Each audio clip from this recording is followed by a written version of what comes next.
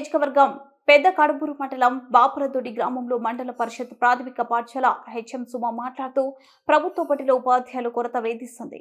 బాపురదొడ్డి పాఠశాలలో విద్యార్థుల సంఖ్యకు అనుగుణంగా పంతులు లేరు. దీంతో విద్యాబోధన సక్రమంగా సాగక పిల్లలు ఇబ్బంది పడుతున్నారు.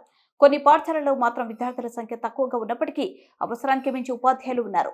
మండల పరిషత్ ప్రాథమిక పాఠశాలలో 140 మంది విద్యార్థులకు 2 ఉపాధ్యాయులు విద్యాబోధన చేస్తున్నారు.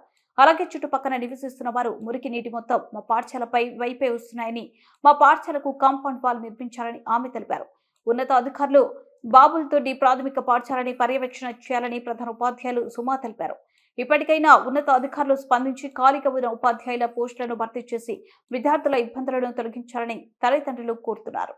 నేను బాపురదొడ్డి గ్రామంలో ప్రాథమిక పాఠశాలలో హెచ్ఎంగా విధులు నిర్వర్తిస్తున్నాను. మా పాఠశాలలో ప్రస్తుతం ఉన్న రోల్ వచ్చేసి 182 మంది. రెగ్యులర్గా మా స్కూల్కి 120, 140 అట్లా పిల్లలు హాజరవుతుంటారు. మేము మా పాఠశాలలో 2 టీచర్లు మాత్రమే ఉన్నాము ప్రస్తుతానికి. మాకు టీచర్ల కొరత అనేది ఉంది. పిల్లల్ని చూసుకోవడానికి చాలా ఇబ్బంది అనేది ఫేస్ చేస్తూ ఉన్నాము.